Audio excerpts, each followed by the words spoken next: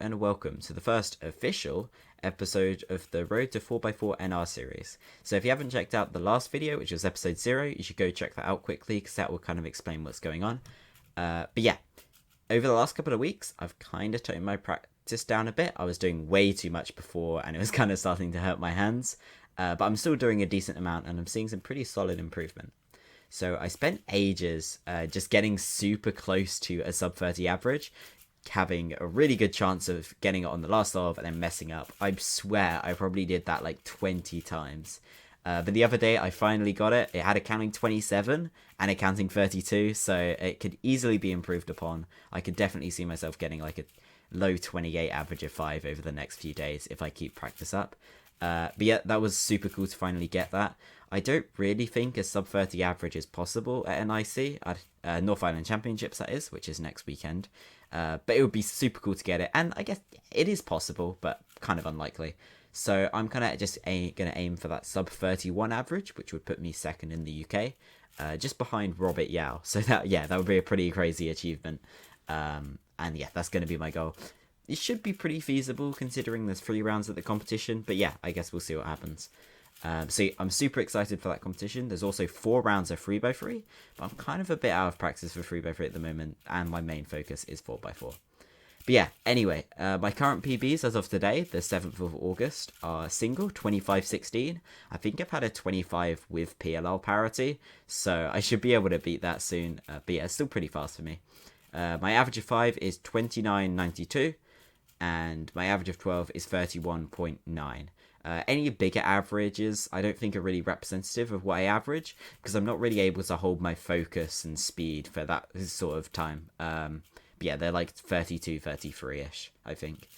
So most of the practice I've done over the last few weeks has kind of been solves, which I'm a bit disappointed in myself with, because I kind of procrastinated a lot with studying walkthroughs and stuff to try and improve my solutions.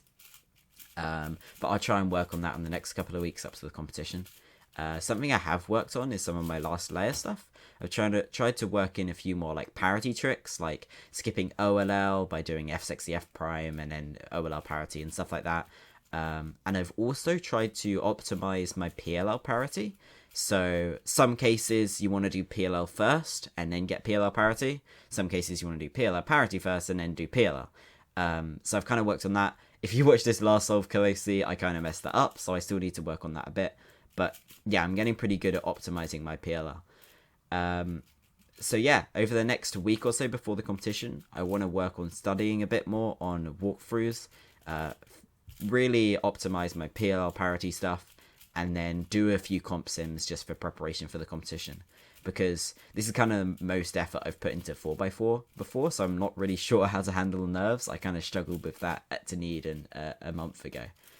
So yeah, that's it for the episode. Hope you enjoyed watching the solves in the background. This was actually a massive choke of an average. It was like high 30 with a counting 34.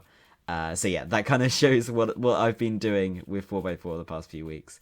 But yeah, so if you've got any feedback, please let me know what you want me to do with this series. And yeah, that's basically it. And I will see you in a couple of days for the This Week in Speedcubing episode 2. Alright, see ya.